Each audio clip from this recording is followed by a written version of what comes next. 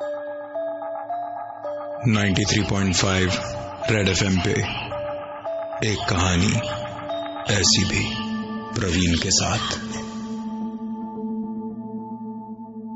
35 साल तक इस मुर्दाघर की चौकीदारी करने के बाद चाचा रिटायर हुए, लेकिन उसके 3 साल बाद तक भी चाचा का कोई रिप्लेसमेंट नहीं मिला। बहुत मुश्किल के बाद एक लड़का मिला, नाम दिलीप, जो तैयार हुआ इस मुर्दाघर की चौकीदारी करने के लिए। जॉब हैंडओवर करते वक्त चाचा ने उससे कहा कि यहां जो दिखाई और सुनाई देता है वो सच नहीं है। अंदर से कई तरह की आवाजें सुनाई दे सकती है, पर तुम बस अपना काम करते जाना और इनकी तरफ ध्यान बिल्कुल मत देना। आज काम पर दिलीप की पहली रात थी। रात करीबन 2 बजे तक वो जाग रहा था और उसके बाद उसे नींद आने लगी। आधी नींद में उसने एक आवाज सुनी। आंख खुली तो चारों तरफ सन्नाटा था। आधी नींद में उसने वो आवाज सुनी थी, इसलिए अपना वहम मानकर वो वापस सोने की कोशिश कर ही रहा था कि वो आवाज दोबारा उसने सुनी। आवाज मुर्दाघर के अंदर से आई थी। हिम्मत कर उसने मुर्दाघर का दरवाजा खोला। अंदर एसी चल रहा था, पूरा माहौल शांत था। दबे कदमों से वो अंदर की ओर बढ़ रहा था कि तभी उसकी नजर एक खुले ड्रॉर पर पड़ी। आगे बढ़कर देखा तो ड्रॉर में एक लाश पड़ी थी। पहले तो वो डर गया, लेकिन फिर उसे लगा कि मुर्दाघर में तो लाशें ही होंगी, सो इसमें घबराने की कोई बात नहीं। उसने ड्रॉर बंद किया और मुर्दे घर का दरवाजा बंद करके बाहर बैठा ही था कि उसके फोन पर एक आवाज हुई। देखा तो फोन में बैटरी नहीं के बराबर ही थी। उसने अपने बैग से चार्जर निकाला और सीधा मॉर्ग के अंदर घुस गया, क्योंकि चार्जिंग पॉइंट सिर्फ वहीं था। दिलीप अपने फोन को चार्ज पर लगाकर दरवाजे की तरफ आगे बढ़ ही रहा था कि चार्ज पर लगा उसका फोन अचानक से बज उठा।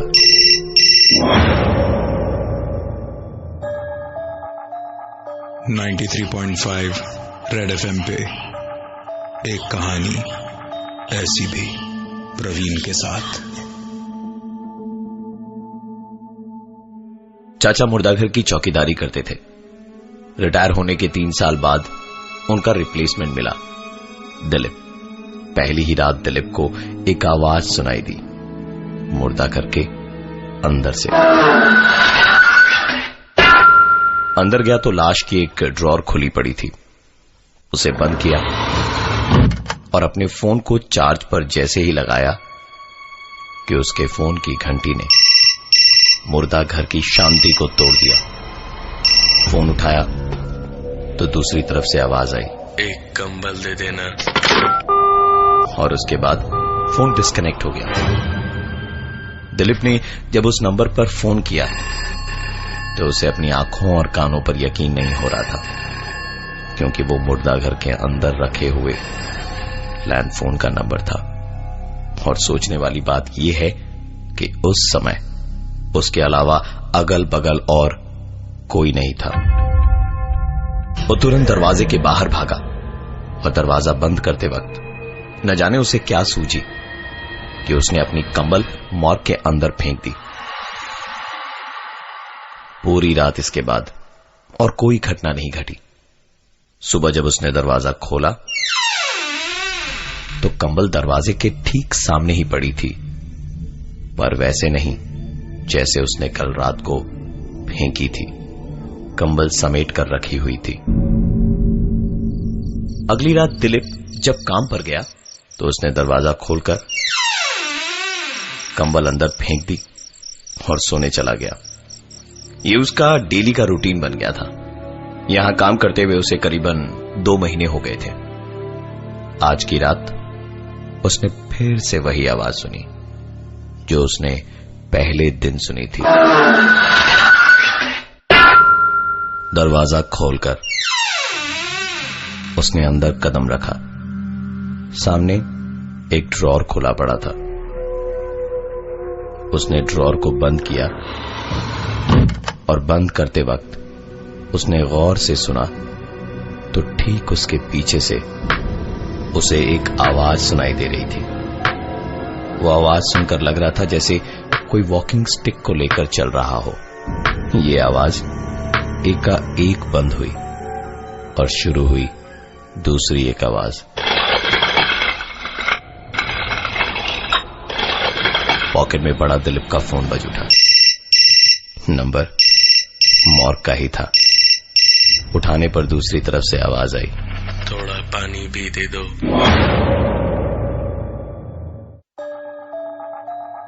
नाइन्टी 93.5 रेड एफएम पे एक कहानी ऐसी भी, प्रवीण के साथ।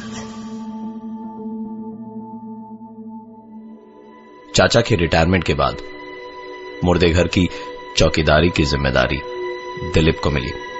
चाचा ने जॉब हैंडओवर करते वक्त कहा था कि यहां जो सुनाई और दिखाई देता है वो सच नहीं है। वहां काम करने के पहले दिन से ही दिलीप जैसे किसी न दिखाई देने वाली ताकत का गुलाम बन गया था और हर रात सोने से पहले मुर्दा घर के अंदर कंबल और पानी रख देता। सुबह दरवाजा खोलने पर पानी की बोतल आधी खाली मिलती और कंबल तह किया हुआ मिलता। यह सिलसिला करीबन 5-6 महीने तक ऐसे ही चलता रहा, लेकिन पिछले एक हफ्ते से कंबल और पानी की बोतल वैसे के वैसे मिलती जैसे रखी जाती थी। दिलीप को लगा कि अंदर जो कोई भी था अब वो वहां नहीं है, इसलिए एक दिन कंबल और पानी की बोतल रखे बिना ही वो सोने चला गया। सुबह आंख खुली तो देखा मोबाइल पर 15 मिस्ड कॉल्स पड़े थे उसके घर से। कॉल बैक किया तो बीवी ने रोते रोते बताया कि बच्चे की तबीयत कल रात से बहुत खराब है। दिलीप दौड़ा दौड़ा घर गया तो बच्चे की हालत वाकई में बहुत ज्यादा खराब थी। वो कमरे में अपने बेटे के बगल में बैठा ही था कि उसने किचन से आती हुई एक जानी पहचानी आवाज सुनी। दौड़कर किचन में गया तो समझ में आया कि यह आवाज सिलेंडर से आई थी। इससे पहले कि वो कुछ रिएक्ट कर पाता, पॉकेट में पड़ा उसका फोन बजने लगा। नंबर उसी मॉर्ग के लैंडलाइन का था। फोन उठाया तो आवाज आई, मैं यही हूं। उसे समझ आ गया था कि दिलीप से गलती हुई है।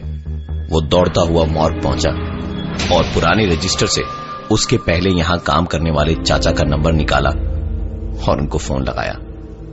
चाचा ने फोन उठाया और दिलीप की सारी बात सुनने के बाद बस इतना ही कहा, आता हूं।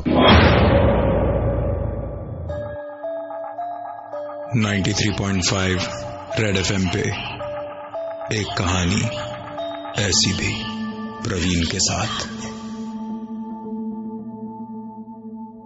मॉर्ग के अंदर होने वाली हरकतें अब यहां के नए चौकीदार पासवान की निजी जिंदगी में उसे परेशान करने लगी थी। परेशान होकर उसने यहां के पुराने चौकीदार को फोन करके सारी बात बताई। उन्होंने फोन रखने से पहले बस इतना ही कहा, आता हूं। रात के करीबन 10:30 बजे थे। चाचा और दिलीप दोनों मॉर्ग के बाहर बैठे ही थे कि एक आवाज आई। दिलीप इस आवाज को सुन जैसे ही खड़ा हुआ, चाचा ने उसका हाथ पकड़कर उसे बैठने का इशारा किया।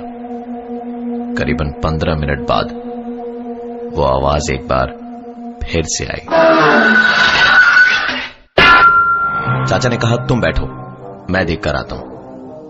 चाचा को अंदर गए 20 मिनट हो गए, पर वो बाहर नहीं आए। दिलीप डरा हुआ तो था, लेकिन फिर भी हिम्मत कर अंदर जाने को उठा और दरवाजे की तरफ बढ़ ही रहा था कि पीछे से किसी ने उसे खींचा। पलट कर देखा तो चाचा थे, जो उस पर चिल्ला रहे थे कि अंदर क्यों जा रहे हो। पासवान ने कहा, आप तो अंदर गए थे ना, फिर बाहर कैसे? सुनकर चाचा बोले, मैंने तुमसे कहा था ना कि यहां जो दिखाई और सुनाई देता है वो सच नहीं है। चुपचाप बैठो यहां मेरे साथ। चाचा और दिलीप बैठकर बातचीत कर ही रहे थे कि मॉर्ग के अंदर से एक आवाज आई। चाचा ने कहा, तुम बैठो, मैं अंदर जाकर देखता हूं। चाचा को अंदर गए 20-25 मिनट हो गए थे। दिलीप से अब रहा नहीं गया। वो हिम्मत करके अंदर चला गया कि जो भी होगा देखा जाएगा। अंदर गया तो एक ड्रॉर खुला पड़ा था। पास जाकर देखा तो उसमें चाचा की ही लाश थी, कंबल ओढ़े हुए। चाचा की लाश को देखते हुए दिलीप को सिर्फ एक ही बात याद आ रही थी कि यहां जो भी दिखाई और सुनाई देता है वो सच नहीं है, वो सब झूठ है।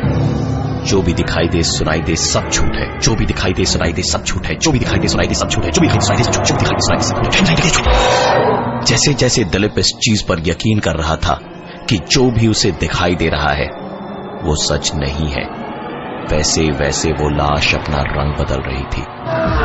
पीछे उसे एक आवाज सुनाई दे रही थी और सामने वो चाचा की नहीं, अपनी ही लाश को उस ड्रॉर में देख पा रहा था। और धीरे धीरे वो आवाज इतनी जोर पकड़ रही थी कि दिलीप उसे ठीक अपने कानों के पास सुन पा रहा था।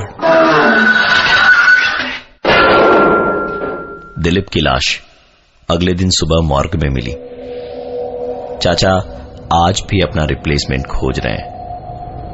मैं हूं प्रवीण और ये थी आज की एक कहानी ऐसी भी।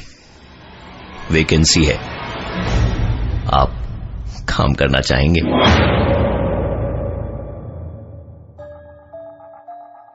93.5 रेड एफएम पे एक कहानी ऐसी भी, प्रवीण के साथ।